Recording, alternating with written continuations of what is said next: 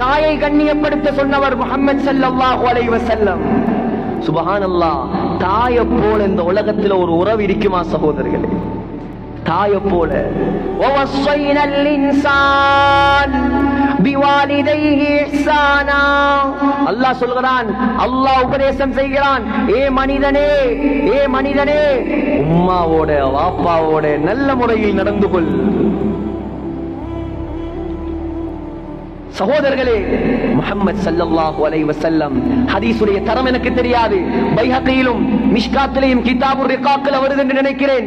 ஸல்லல்லாஹு அலைஹி வஸல்லம் சொன்னார்கள், தாயை பார்த்தால் என்ன கிடைக்கும்? தாயை பார்த்தால் என்ன கிடைக்கும்? உலகத்தில் அல்லாஹ் 3 விடயங்களை பார்ப்பதற்கே நன்மையை வைத்திருக்கிறான். முதலாவது குர்ஆன். யாருக்காவது குர்ஆன் ஓத தெரியாதா? குர்ஆனை பிரட்டி பாருங்கள். பார்க்க பார்க்க பார்க்க நன்மை எழுதப்பட்டு கொண்டே இருக்கும். இரண்டாவது பைத்துல்லாஹ், அல்லாஹ்வுடைய காபா. காபாவை பார்க்க பார்க்க பார்க்க நன்மை எழுதப்பட்டு கொண்டே இருக்கும்.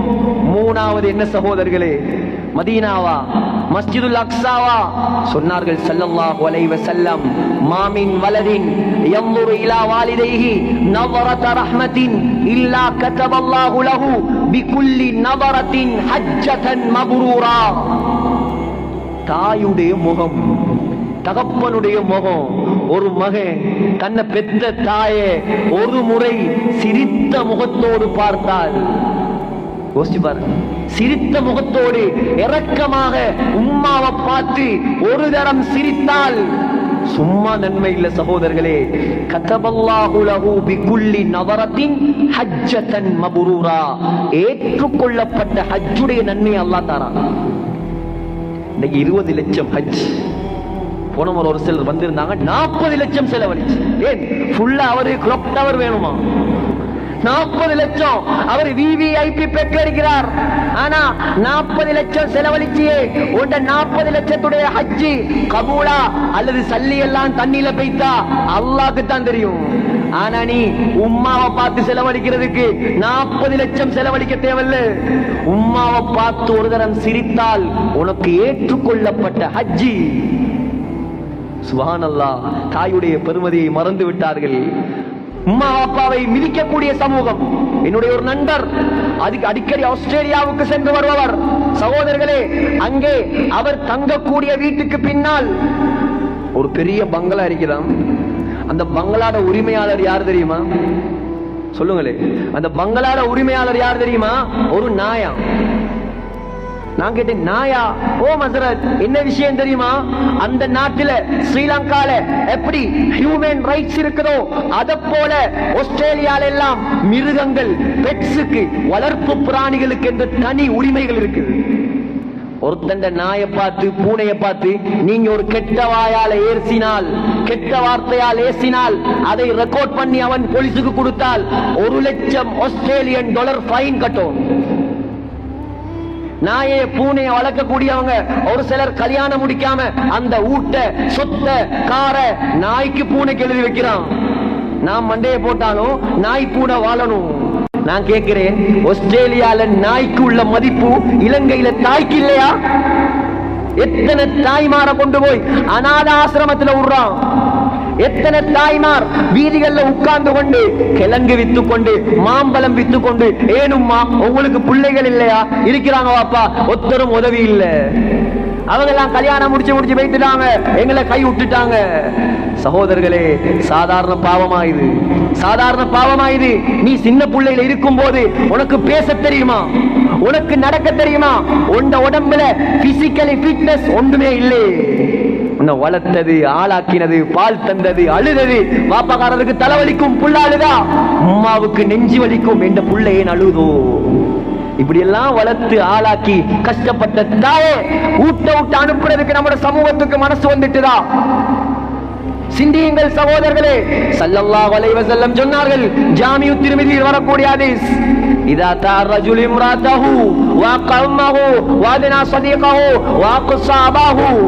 ஒரு காலம் வரும், இந்த காலம் தானது, இந்த காலம் தானது.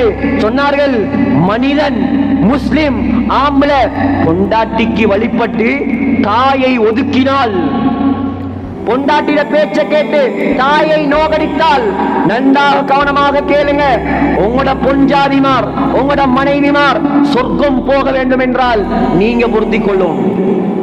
உங்களோட பொருத்தம் இருந்தா தான் உங்களோட மனைவிமாருக்கு சொர்க்கம் போகலாம்.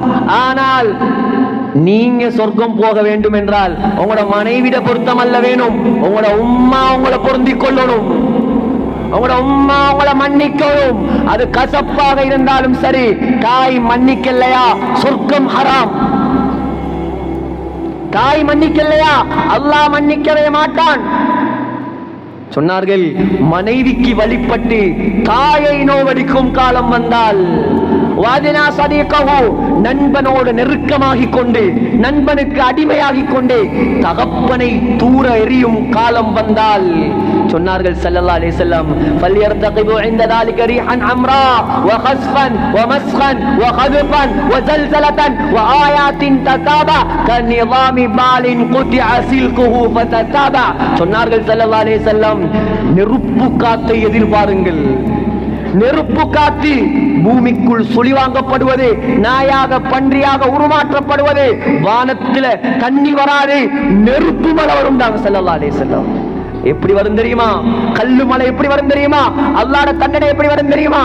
சகோதரர்களே, ஒரு பழைய முத்துமணி மாலையை பிச்சு விட்டா, கட் பண்ணி விட்டா எப்படி ஒவ்வொரு முத்தாக கீழே விழுமோ, அதே போல அல்லாஹ்வுடைய தண்டனையை எதிர்பார்த்து கொண்டே இருங்க. ஸல்லல்லாஹு அலைஹி வஸல்லம் சிந்தித்து பாருங்க சகோதரர்களே. முஹம்மது ஸல்லல்லாஹு அலைஹி வஸல்லம் 6 வயதில் தாயை இழந்தவர் நம்முடைய தலைவர். 6 வயதில் தன்னுடைய மடியில் அபுவா என்ற இடத்தில் வைத்து தாயுடைய ரூஹு வைத்து, தாய் கிடையாது ஸல்லல்லாஹு அலைஹி வஸல்லம், அனாதை, யதீம், ஏழை. சகோதரர்களே, ஹதீஜா ரலியல்லாஹு அன்ஹாவை திருமணம் முடித்தார்கள் 25 வயதில். அந்த ஹதீஜா, சுப்ஹானல்லாஹ், தி கிரேட் ஹதீஜா, ஹதீஜத்துல் குப்ரா, தாயாக இருந்தார், மனைவியாக இருந்தார், தோழியாக இருந்தார், அடிமையாக இருந்தார், கணவனை பார்த்து பார்த்து கவனித்தார். ஹதீஜா நாயகி ஸல்லல்லாஹு அலைஹி வஸல்லம் இஸ்லாம் வளரும் போதே மௌத்தாகிவிட்டார். நபி அலைஹிஸ்ஸலாம் மௌத்து வரைக்கும் ஹதீஜாவை மறக்கவில்லை. மௌத்து வரைக்கும் அந்த ஹதீஜாவை நாயகம் மறக்கவில்லை. ஆனால் ஒரு ஹதீஜாவை இழந்ததற்கு பகரமாக அல்லாஹ் தஆலா எத்தனை மனைவி கொடுத்தார்? ஆயிஷா, ஹப்ஸா, சஃபியா, மைமூனா, ஜுவைரியா, உம்மு சலமா, ஸைனப் பின்த் ஜஸ், ஸைனப் பின்த் ஹுஸைமா. சகோதரர்களே, உம்மு ஹபீபா, மாரியத்துல் கிப்தியா ரலியல்லாஹு அன்ஹுன்னா அஜ்மஈன். ஒரு மனைவிக்கு பகரமா அல்லாஹ் 10 மனைவிமாரை அல்லாஹ் கொடுத்தான். ஆனால் 6 வயதில் இழந்த தாய்க்கு பகரமாக 63 வயது வரைக்கும் ஒரு தாய் நபிக்கு கிடைக்கல. ஏன்? ரீப்ளேஸ் இல்லாத உறவு. தாயுடைய இடத்தை தாயால் தான் நிரப்பலாம். மனைவி இல்லையா, இன்னொரு மனைவி எடுக்கலாம். சகோதரர்களே, தாய் இல்லையா, நீ கியாமத் நாள் வரைக்கும் வாழ்ந்தாலும் உனக்கு ஒரு உண்மையான தாய் கிடைக்காது.